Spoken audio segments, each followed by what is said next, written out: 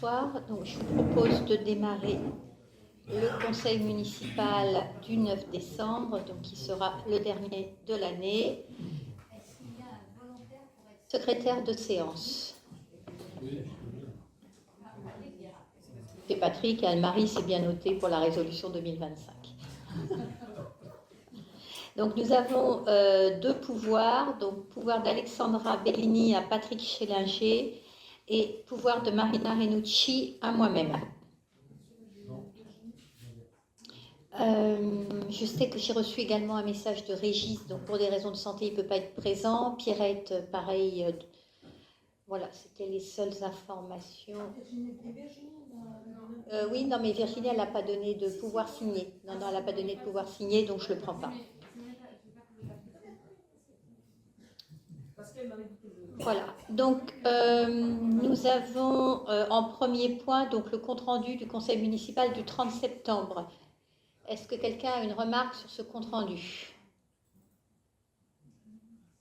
Celui du 25 novembre, est-ce que vous avez des remarques sur le compte-rendu? Non. Alors, donc le compte-rendu du 30 septembre est adopté à l'unanimité. Le compte-rendu du 25 novembre est adopté à l'unanimité. Donc le point suivant concerne la mise à jour des effectifs. Bernard, peut-être? Oui, bien sûr. Bien, comme chaque année, le tableau des avancements de grade a été établi.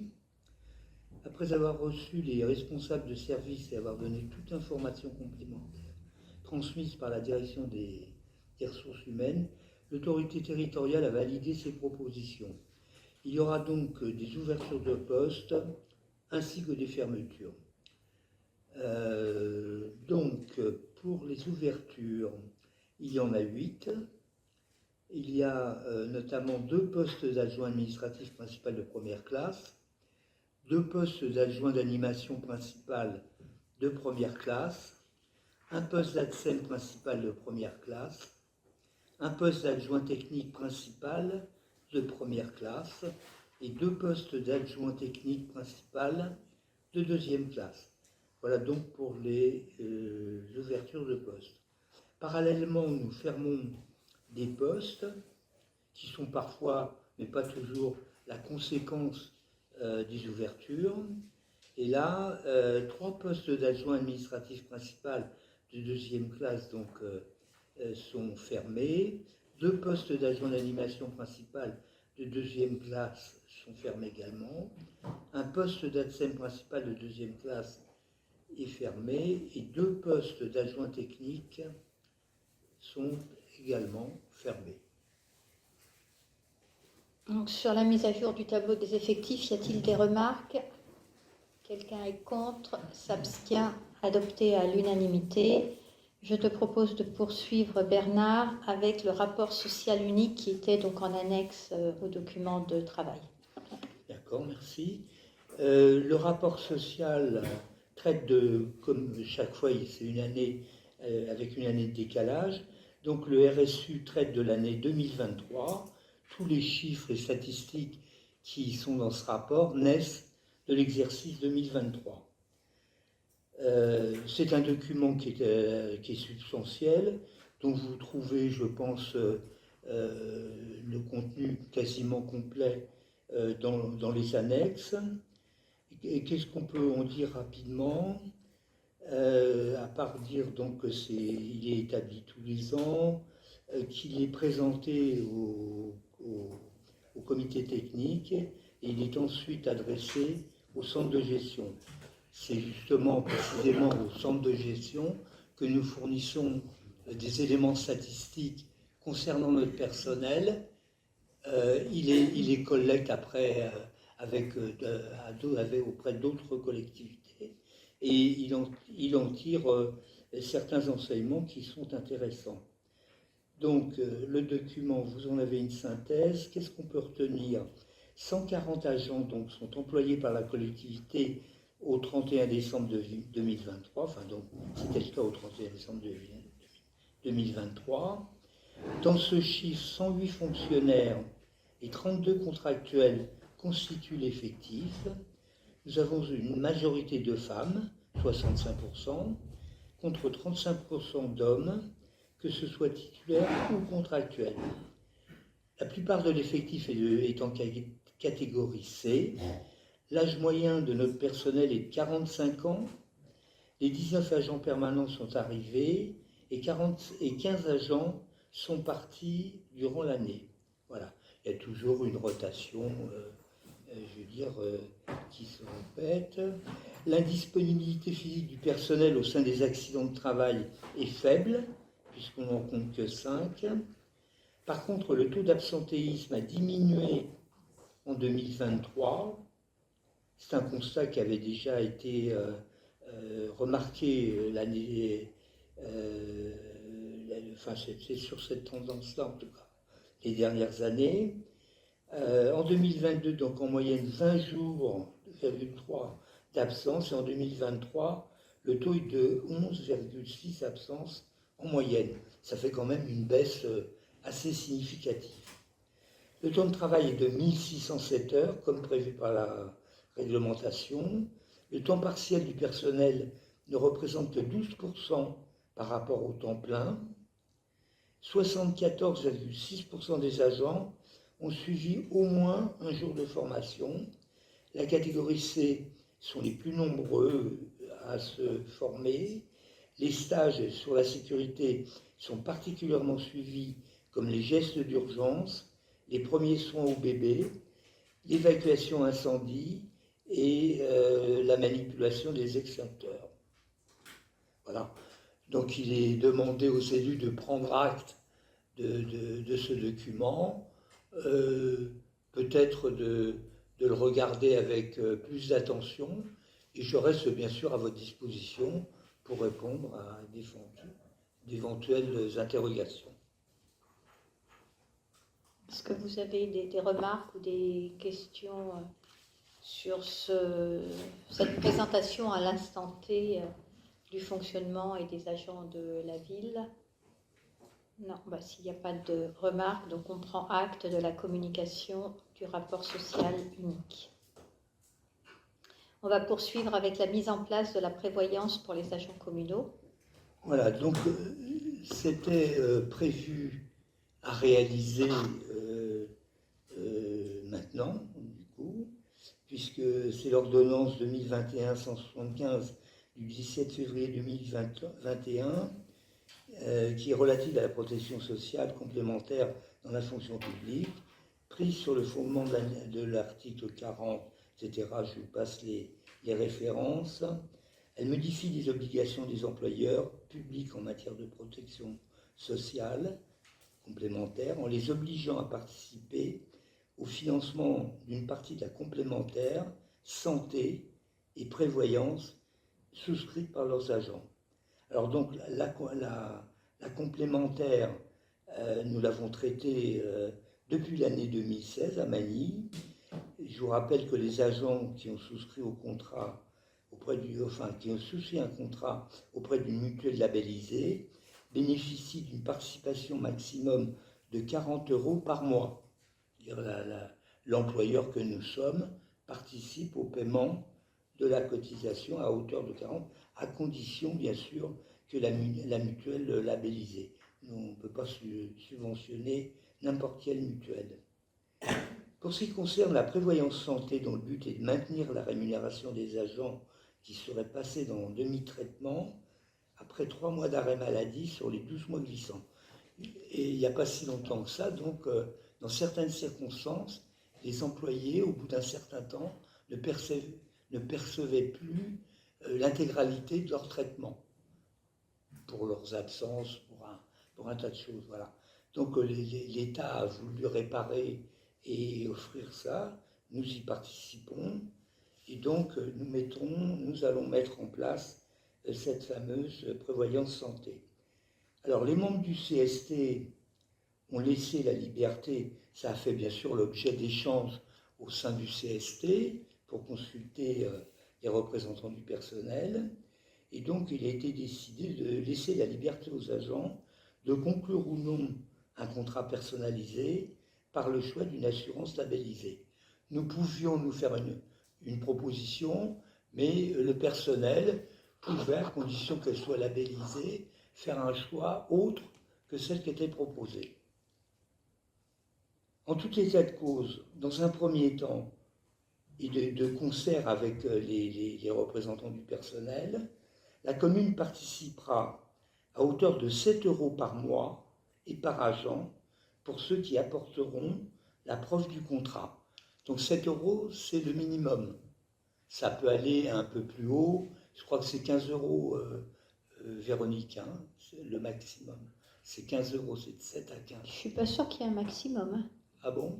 Non, il me semble qu'il y a un minimum, mais je ne pense pas qu'il y ait de maximum. Hein. Voilà, d'accord. Bon, en tout état de cause, il y a 7 €, ce qui ne nous empêche pas, on est bien d'accord avec les représentants du personnel, à faire évoluer notre participation. Bon, ça méritera de tester ce qu'on a, comment que ça se passe, etc. Mais on pourra remonter, le cas échéant, le montant de participation.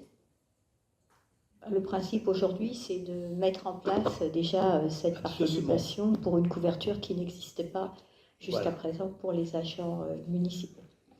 Donc sur cette participation à hauteur de 7 €, est-ce que quelqu'un souhaite s'exprimer? S'abstient, adopté à l'unanimité, donc je vous remercie pour eux. Le point suivant donc, concerne le règlement intérieur périscolaire et extrascolaire.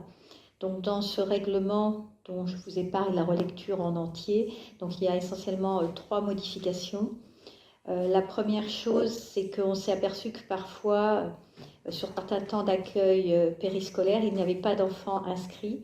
Et donc on vous propose qu'une fois que la date butoir avec un seul T est passée, la ville ne mette pas en place, ne mette pas des agents en fait, pour accueillir des enfants s'il n'y a pas d'inscrits une fois la date butoir passée.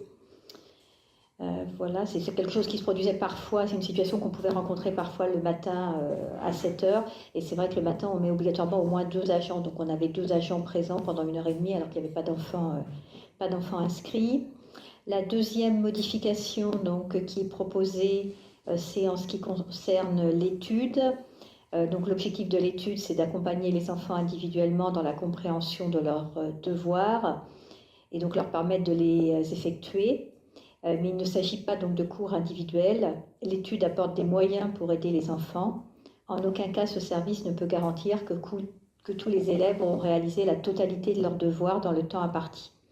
Il appartient toujours aux parents de vérifier le travail effectué et de s'assurer que l'intégralité des devoirs a été réalisée. L'étude dirigée n'est nullement un temps de soutien scolaire individualisé. Donc bien sûr, les personnes qui encadrent l'étude dirigée accompagnent les enfants et répondent à leurs questions. Mais si l'enfant n'a pas la possibilité de terminer la totalité de ses devoirs, c'est de la responsabilité des parents. Il n'y a pas une obligation de la part des encadrants d'obtenir ce résultat. Et la troisième modification que nous souhaitons apporter, c'est d'abaisser à 15 ans l'âge auquel un mineur peut venir chercher un enfant à la sortie de l'école. Donc auparavant, c'était 16 ans et on propose de le descendre à 15 ans. Voilà. Donc sur ces 3 modifications donc, du règlement périscolaire et extrascolaire, est-ce qu'il y a des remarques? Donc la modification du règlement est adoptée à l'unanimité. Et donc le point suivant qui concerne la charte de l'étude dirigée, c'est le même point donc, qui est ajouté, à savoir que pour l'étude, c'est une obligation d'encadrement et d'accompagnement, mais en aucun cas une obligation de résultat pour la totalité des devoirs effectués. Donc je pense que c'est également adopté à l'unanimité. Merci. Est-ce que François, excuse-moi. Oui, j'ai une remarque au niveau du fonctionnement. Au 3e paragraphe, il est indiqué pouvant récupérer cet enfant ou une personne mineure de 16 ans. Il faudrait peut-être rectifier 15 ans. Oui, c'est 15 ans, absolument, la modification qui doit être apportée.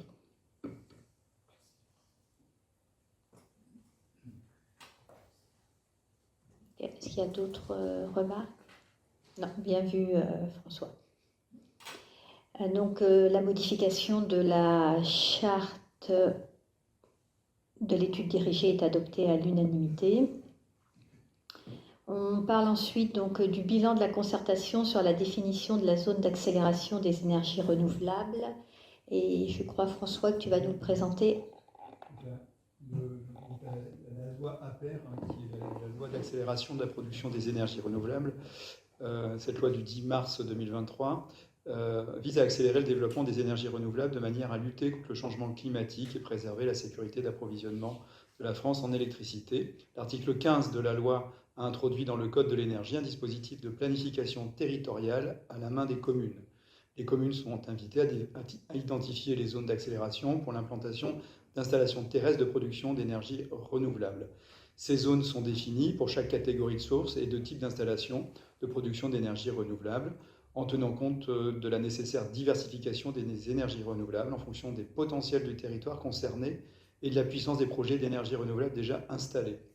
La zone d'accélération illustre la volonté de la commune d'orienter préférentiellement les projets vers des espaces qu'elle estime adaptés. Ces projets pourront bénéficier de mécanismes financiers incitatifs. En revanche, le fait d'être situé en zone d'accélération ne garantit pas à un projet la délivrance de son autorisation ou de son permis.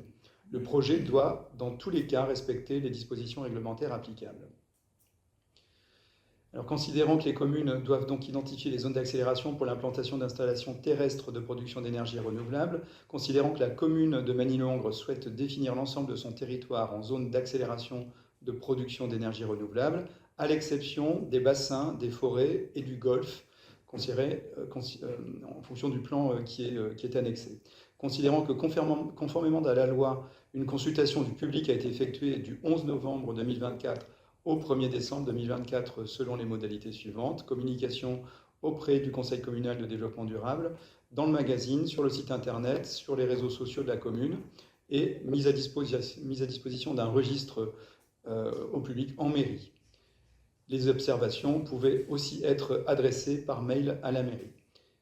Donc, suite à cette conservation, le conseil municipal, après en avoir délibéré, définit comme zone d'accélération des énergies renouvelables de la commune de Magny-le-Hongre l'ensemble du territoire, à l'exception des bassins, des forêts et du golfe, tel que défini ci-dessus et selon le plan qui est annexé. Valide la transmission de la cartographie de cette zone à Val d'Europe Agglomération, ainsi qu'à M. Nicolas Honoré, sous-préfet de Meaux, référent préfectoral à l'instruction des projets d'énergie renouvelable. Valide le principe de l'intégration de ces zones dans le PLU et les documents d'urbanisme en vigueur de la commune dès que la cartographie départementale sera arrêtée en application de l'article L. 153-31 du Code de l'urbanisme et autorise Madame le maire à signer tous les actes et à prendre toutes les dispositions nécessaires à la mise en œuvre de la présente délibération. Dit que la présente délibération peut faire l'objet d'un recours contentieux devant le tribunal administratif de Melun dans un délai de 2 mois à compter de sa publication et de sa réception par le représentant de l'État. Alors, lors de l'ouverture du registre, finalement, il n'y a pas eu beaucoup de remarques. Une remarque a été émise par le CC2D, consistant à exclure éventuellement la zone du parc du Lochy, qui est la propriété de VEA. Une deuxième remarque a été faite posant la question de l'occupation des bassins d'eau pluviale, où il serait possible de tester une solution de type panneau photovoltaïque flottant, voire d'autres solutions. Merci. Sur ce sujet, donc, qui a fait l'objet d'une longue concertation, y a-t-il d'autres des remarques? Donc, pour définir la zone de la carte en accélération des énergies renouvelables, valider la transmission de la cartographie, valider le principe de l'intégration de ces zones dans le PLUI, et donc autoriser à signer tous les actes y afférents. Est-ce que quelqu'un est contre? S'abstient? Adopté à l'unanimité. Nous allons donc passer maintenant à la mise à jour de la composition des commissions communales. Donc, vous avez normalement un nouveau tableau qui est joint, donc avec pour Alexandra Brissard qui nous a rejoint. Alors, je vais le tourner, voilà. Alexandra, donc tu es à la commission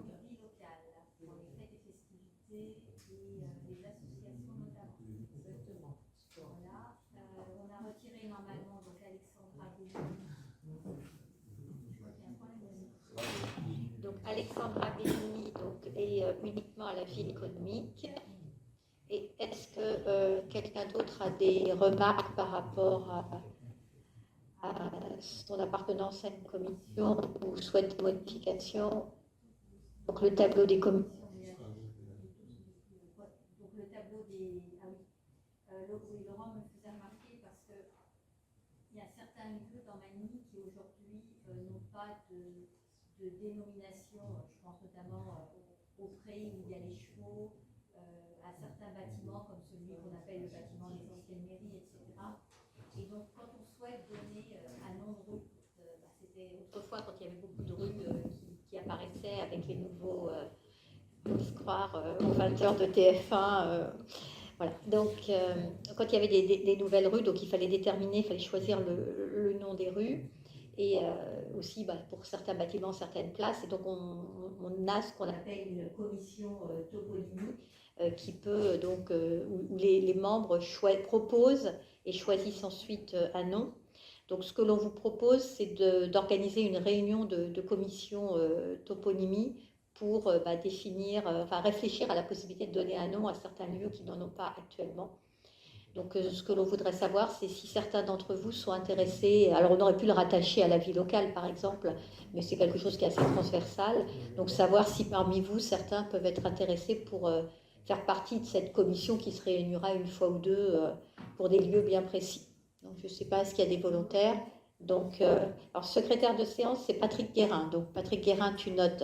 Donc, Mariem, je ne me trompe pas, Laurence, Alain, Bernard, Patrick Schillinger, Simonetta, Valérie Pérez-Lopez, Anne-Sophie, bon, je vais dire Anne-Marie, pardon, François Curuchev, que je les note en même temps en fait, Eddy, Barbara et Alexandra. En fait, qui n'en fait pas partie peut-être? Claude. En fait, c'est tout le monde. Sauf Gisèle, Claude, Pascal, Suzanne et Mathieu. Donc il y a 6 personnes. Il y a 6 personnes. Non, t'en fais partie, Anne-Marie, hein, tu as dit. Oui. Donc il y a 6 personnes qu'on ne fait pas partie. Voilà. Parmi les présents. Oui, Bernard.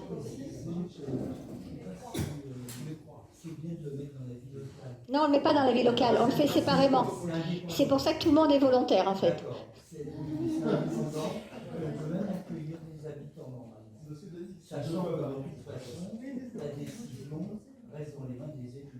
Oui, bien sûr. Après, les choix, éventuellement même plusieurs choix, pourront vous être proposés en conseil municipal.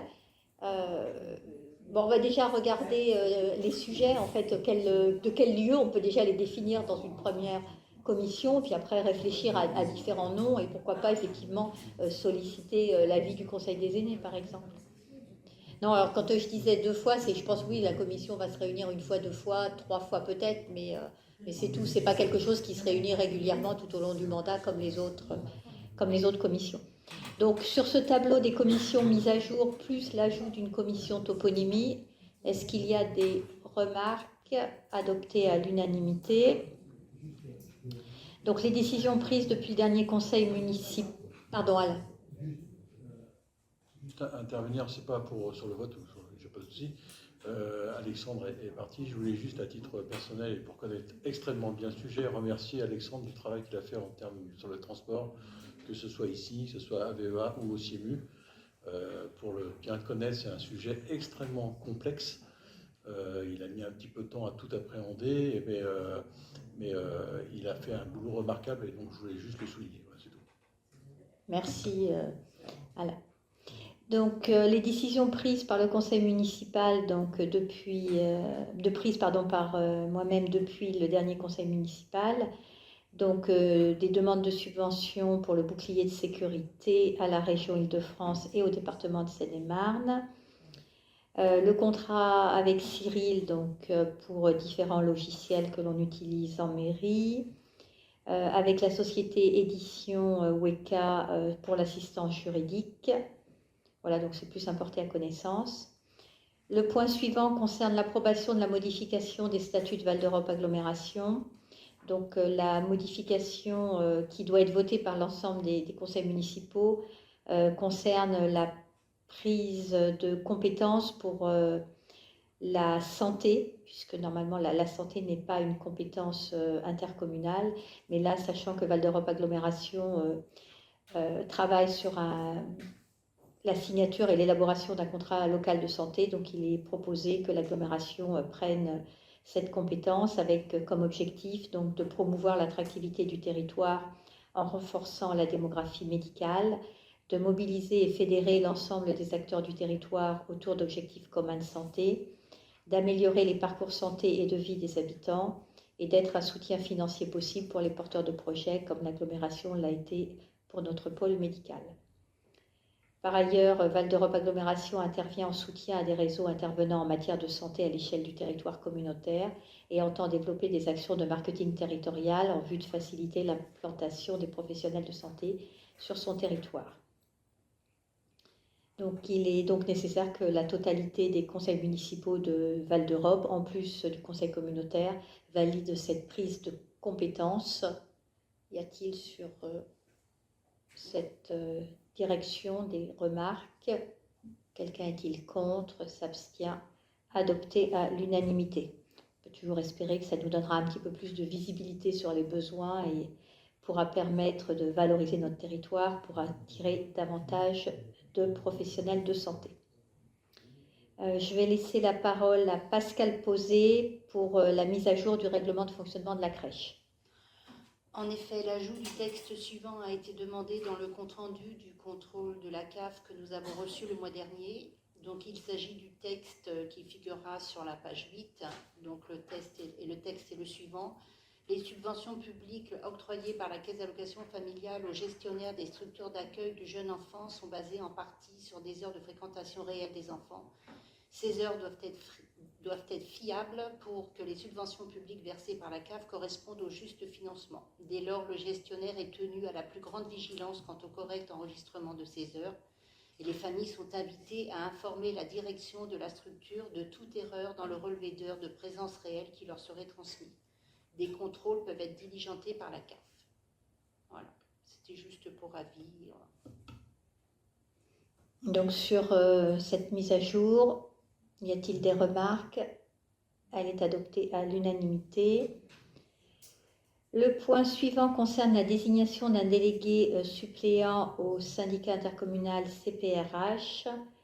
Donc M. Alexandre Affre, démissionnaire du conseil municipal, était délégué suppléant. Donc il est nécessaire de nommer un nouveau délégué suppléant et je vous propose la candidature d'Alexandra Brissard. Est-ce qu'il y a des remarques? Eh bien Alexandra, tu es déléguée suppléant au SI CPRH qui se réunit environ tous les 2 mois, non peut-être pas, tous les 2 mois à Lagny-sur-Marne et dont les titulaires, en général présents, vous avez très peu fait appel aux suppléants, sont Claude et François Curuchet. Le deuxième suppléant, je crois que c'est François Jacob, c'est ça, hein, François. Donc le point suivant concerne la signature d'une convention de formation d'entraînement à l'armement des policiers municipaux avec la ville de Séris. Donc dans le cadre des formations que doivent suivre nos policiers municipaux, il est proposé de se rapprocher de la commune de Séris qui pilote un regroupement de communes et a mis à disposition un agent et des locaux pour les entraînements aux techniques professionnelles d'intervention.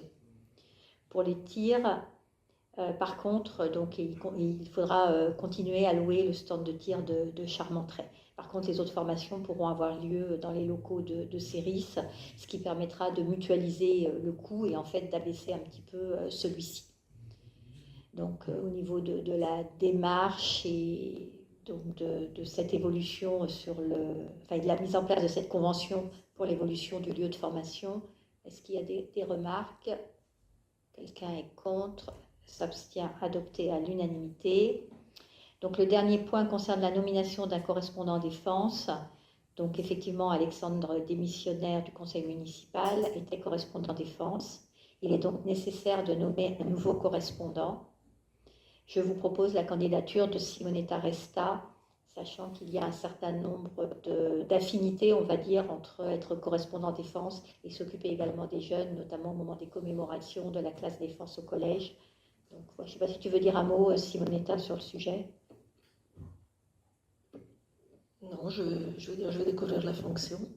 Et je suis déjà invitée demain soir, après-demain soir, à Melun. Voilà. Merci. Donc sur la candidature de Simonetta, qui est ravie d'aller passer demain soir à Melun, j'ai bien compris. Mais tu vas rencontrer beaucoup de monde, Donc merci Simonetta, donc adopté à l'unanimité. Donc il s'agit effectivement du dernier conseil municipal de l'année. Donc je tiens à vous remercier toutes et tous pour votre engagement. Celui qui a été le vôtre aussi lors du dernier Téléthon, et Alain m'a damé le pion, puisqu'effectivement, donc, je voulais remercier Alexandre pour son investissement depuis 2020 et donc jusque récemment, donc à la fois sur la partie transport que tu as cité, mais également correspondant défense, puisque je sais qu'il avait noué des relations proches, de proximité avec les différentes associations d'anciens combattants, et puis il s'était beaucoup investi aussi au niveau du collège, avec la classe défense, mais je ne doute pas qu'il continue à être actif dans notre vie, investi dans notre ville, et je sais qu'il est également très investi pour tout ce qui est jeux, et notamment le salon des jeux du Val d'Europe. Donc un grand merci à Alexandre pour le travail effectué, et à vous tous donc pour le travail tout au long de l'année. Il reste encore quelques mois, et donc juste après la clôture de ce conseil municipal, on fera un point ensemble pour l'organisation du marché de Noël, parce qu'on va avoir besoin de beaucoup de volontaires. Voilà, écoutez, je vous remercie. Il est 21h13 et donc le conseil municipal est clos.